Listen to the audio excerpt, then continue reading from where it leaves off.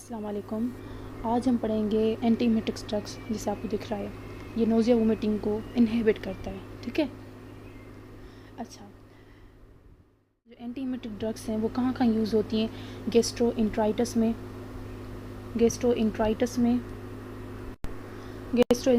में, motion sickness में, morning sickness में, एंड CINV मतलब कीमो इंड्यूस नोज़िया वोमिटिंग में, and post op nausea vomiting में। ठीक है। अब मॉर्निंग सिकनेस में प्रेगनेंसी से के पहले 3 महीने जो नोज़िया होता है, मॉर्निंग सिकनेस, वो प्रेग्नेंट वुमेन को होता है, तो वो उसके लिए हम एंटीमेटिक्स ड्रग्स देते हैं। Chemo induce nausea vomiting, chemotherapy induced nausea vomiting after chemo, after radio, उसके बाद जो पेशेंट को नोज़िया वोमिटिंग होती है, इसकी वजह से भी हम एंटीमेटिक्स ड्रग देते हैं। पोस्ट ऑप नोडियो सर्जरी के बाद जब हमेशा पेशेंट को उल्टी आती है। ठीक है। अच्छा, ये कब सम टाइम होता है या कभी कभी नहीं होता। अच्छा, उसमें भी हम यही ड्रग्स देते हैं। ठीक है। अब ये बात है कि वोमिटिंग क्यों होती है, ऐसा क्या प्रोसेस है हमारे अंदर, बॉडी के अंदर होता है जो वोमिटिंग ट्रिगर होती है। अच्छा, उसमें क्या होता है कि एक जो हमारे रिसेप्टर्स होते हैं ना, वो ब्रेन के अंदर होते हैं। ब्रेन सेंटर जिसे हम कहते हैं, उसका नाम क्या है? CTZ, chemo receptor trigger zone. VC means की vomiting centre, nucleus tractus solitarius and vestibular system. ठीक है। अब ये जो सारी चीज़ें हैं ना, ये जो मोशन सिकनेस के जब उल्टी आती है, वेस्टिबुलर सिस्टम वहाँ पे काम करता है, यहाँ वो ट्रिगर हो जाता है। ठीक है। अच्छा, अब जो न्यूरल ट्रांसमीटर्स होते हैं ना, उसके थ्रू जो है ना, ये जो सेंटर्स होते हैं वो ट्रिगर होते हैं। वो कौन कौन से न्यूरो ट्रांसमीटर्स होते हैं हमारे? एक डोपामीन है, और सेरोटोनिन है, एसिटाइलकोलिन है, और हिस्टामीन है, और हमारा सबस्टेंस P है। ठीक है। ये जो हो न्यूरोट्रांसमीटर्स होते हैं वो हमारे रिलीज़ होते हैं। किसकी वजह से रिलीज़ होते हैं? स्मेल की वजह से, साइट की वजह से, फेयर, टॉक्सिन, कोई मेडिसन या कोई कीमो या इनर एयर सिग्नल होती है जब मोशन सिकनेस की वजह से, तब ये जो न्यूरोट्रांसमीटर्स रिलीज़ होते हैं वो जो है ना, सारे ब्रेन सेंटर्स जो होते हैं, CTZ, वेस्टिबुलर सिस्टम में मोशन सिकनेस की वजह से वो जो एक्टिवेट होता है, ट्रिगर होता है, इस वजह से हमारा जो है वोमिटिंग आती है। अच्छा, सेरोटोनिन के में बाद में ब्लॉकर जब समझाएंगे 5-HT3B से कहते हैं। ठीक है। और डोपामिन D2 ब्लॉकर। ठीक है। और histamine H1 blocker, acetylcholine anticholinergic, and substance P NK1 receptor. ठीक है। इन दोनों के ये शॉर्ट फॉर्म नाम है। बाद में जब ड्रग पढ़ाऊंगी तो मैं ये शॉर्ट फॉर्म यूज़ करूँगी। ठीक है। अब आते हैं असली पार्ट पे, जिसका नाम है ड्रग का ब्रेकडाउन। ठीक है। अलग अलग। अच्छा, D2 ब्लॉकर के 2 ड्रग्स हैं, मेटाक्लोप्रोमाइड एंड डोमपेरिडोन। ठीक है। डोमपेरिडोन, ये दोनों ड्रग्स हैं। D2 ब्लॉकर है, डोपामिन रिसेप्टर ब्लॉकर है। मेटाक्लोप्राम कॉमनली हम देते हैं, जिसकी वजह से बहुत सारे साइड इफेक्ट भी आते हैं, वो मैं आपके भी समझाऊंगी। ठीक है। अब हम बात करते हैं मेटाक्लोप्रोमाइड की। ठीक है। अब हम बात करते हैं मेटाक्लोप्रोमाइड की।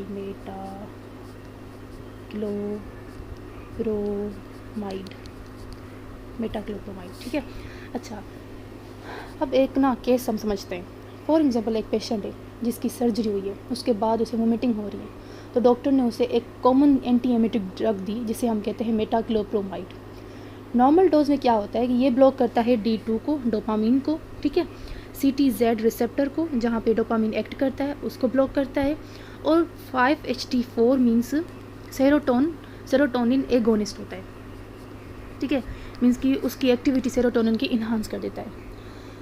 ठीक है। अच्छा, ये क्या करता है? 5-HT4 वो क्या करता है कि स्टमक प्रोकाइनेटिक ड्रग होती है। ठीक है। ये प्रोकाइनेटिक ड्रग होती है, मैंने स्टमक को एम्प्टी करवाती है जल्दी से। ठीक है। अच्छा, अब सोचो किसी रीज़न की वजह से नर्स ने गलती से हाई डोज दे दिया मेटाक्लोप्रोमाइड का, तो क्या होगा? CTZ के अलावा दूसरे ब्रेन के एरियाज़ का D2 ब्लॉक करेगा। ठीक है। अब डोपामिन तो लॉस हो गया ना, अब आपको पता है डोपामिन लॉस हो जाएगा तो क्या होगा? बहुत कुछ होगा, एक्स्ट्रा पैरामिनल सिम्टम स्टार्ट हो जाएंगे। क्या होंगे? अगर D2 ब्लॉकर अगर हाई डोज से में दिया तो ये ब्लॉक हो जाएगा सारे एरियाज़ में, तो वो क्या करे? कुछ एरिया CTZ अलावा के दूसरे एरिया, मतलब हमें सिर्फ ना मेटाक्लोप्रोमाइड तभी क्यों देनी है? क्योंकि CTZ एरिया को ब्लॉक करें। अगर वो CTZ के अलावा दूसरे एरियाज़ के ब्रेन के D2 ब्लॉक कर दिया तो एक्स्ट्रा पैरामिनल सिम्टम आएंगे। सेकेंड ईयर में पढ़ा होगा एक्स्ट्रा पैरामिनल सिम्टम, मैं अभी बता रही हूँ क्या होते हैं एक्स्ट्रा पैरामिनल सिम्टम। ठीक है। EPS। इसमें क्या होता है? पार्किंसन लाइक ट्रिमर्स होते हैं। अच्छा, डिस्टोनिया होता है जिसमें मसल्स बहुत कॉन्ट्रैक्ट हो जाती हैं। ठीक है। और हमारा क्या होता है? ओक्लोगायरिक क्राइसिस, जिसमें आँखें जो है ना ऊपर की तरफ फिक्स हो जाती हैं। ठीक है। अच्छा, एकेथसिया, पेशेंट रेस्टलेस होता है, एकेथसिया का मतलब है। और क्या होता है कि ना एक चीज़ होती है यहाँ पे, जब ना डोपामीन कम हो जाता है ना, तो प्रोलैक्टिन की अमाउंट जो क्वांटिटी बढ़ जाती है, इसकी वजह से गैलेक्टोरिया और गायनेकोमेस्टिया हो जाता है।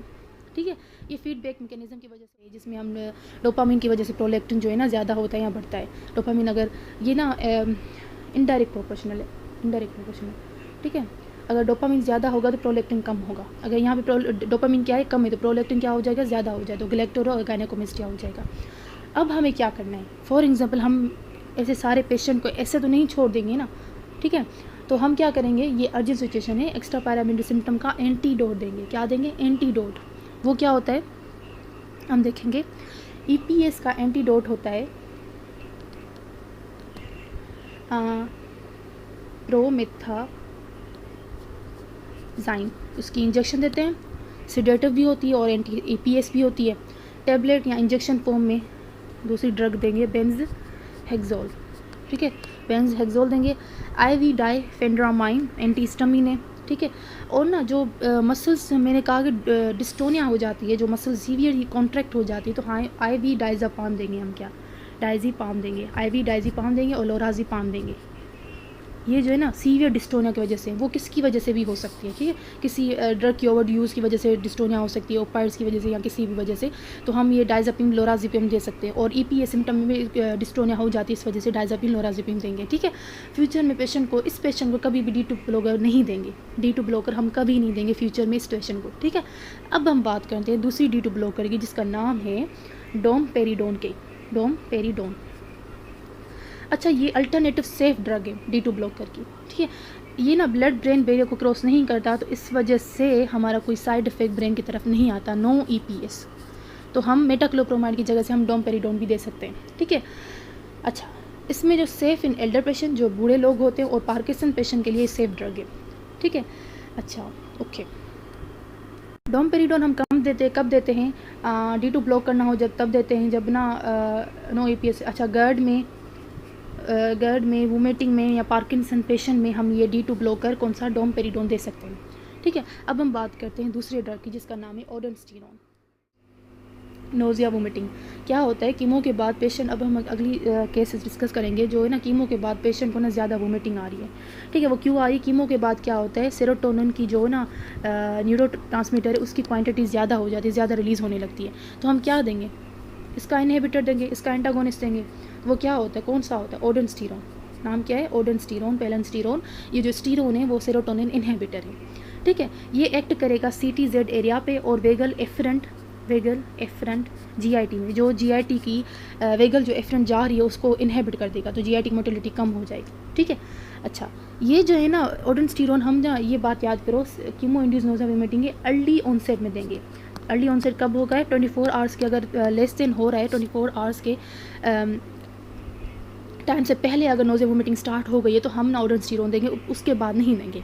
पोस्ट ऑप नोज़िया में देंगे, रेडिएशन इंड्यूस वोमिटिंग, और चिल्ड्रेन और प्रेगनेंसी में ये सेफ़ है, कोई कॉन्ट्राइंडिकेशन नहीं है। ठीक है, ये सेफ़ है, कोई कॉन्ट्राइंडिकेशन नहीं है।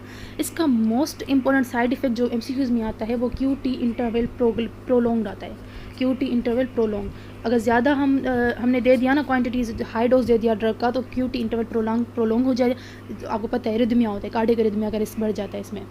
अच्छा, अब हम बात करते हैं दूसरी ड्रग की, जिसका नाम है NK1 receptor blocker. NK1 receptor blocker, अब ये क्या है, दूसरा केस स्टार्ट डिस्कस करूँगी, जिसमें ना एक पेशेंट है, उसको कीमो और रेडियो किया है। 3 दिन के बाद नोज़िया वोमिटिंग स्टार्ट हो गई है, ग्रेटर देन 24 आवर्स के बाद नोज़िया वोमिटिंग स्टार्ट हो गई, तो हम क्या देंगे, ये ड्रग देंगे, NK1 रिसेप्टर ब्लॉकर देंगे, एंटागोनिस्ट देंगे। ठीक है, उसमें कौन कौन सी ड्रग आ जाती है,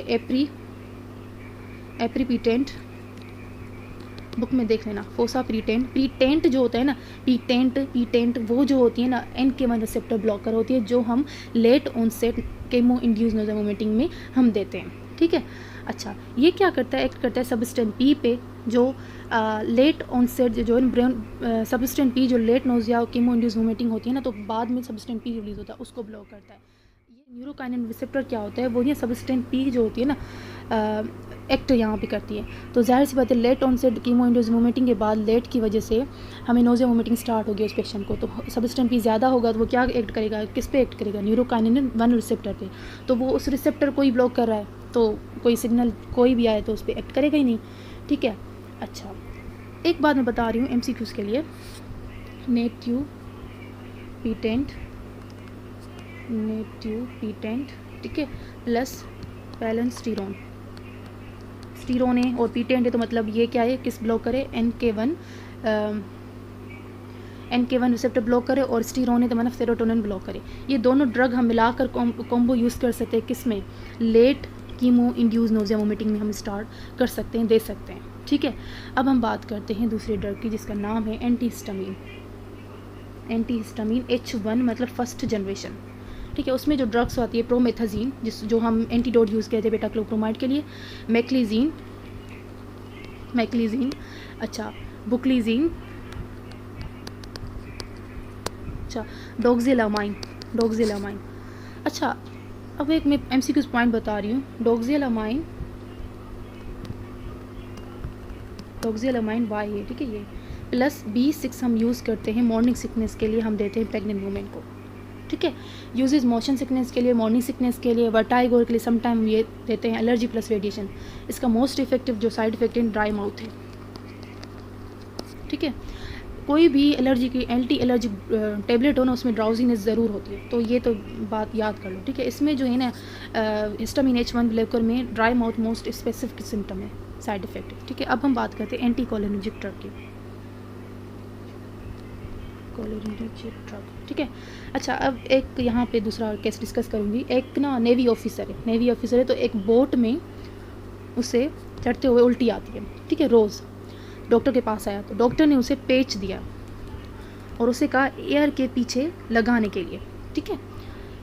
अब ये कब लगाएगा एयर के पीछे, जब 1-2 आवर्स के पहले, जब वो बोट में जाएगा उससे पहले 1-2 आवर्स से पहले वो लगा देगा, और इसका जो एक्टिव जो एक्शन होगा 6 to 8 आवर्स के बाद एक्शन होगा, ठीक है।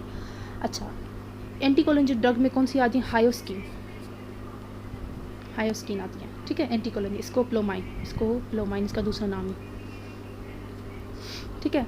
और ये क्या करते हैं, मस्क्रीन रिसेप्टर होते हैं ना, उसको ब्लॉक करता है, मस्क्रीन रिसेप्टर को ब्लॉक करता है, जो वेस्टिबुलर सिस्टम में होते हैं उसको ब्लॉक कर देता है, तो वर्टाइगो, मोशन सिकनेस होगा नहीं, ठीक है। ये टेबलेट फॉर्म में भी होती है, ट्रांसडर्मल पैचेस में भी होती है, ठीक है। इसका मोस्ट इफेक्टिव ड्राई माउथ है, ब्लड विजन है, और ड्राउजीनेस जो होती है ना वो रेयर केसेस होती है, ठीक है।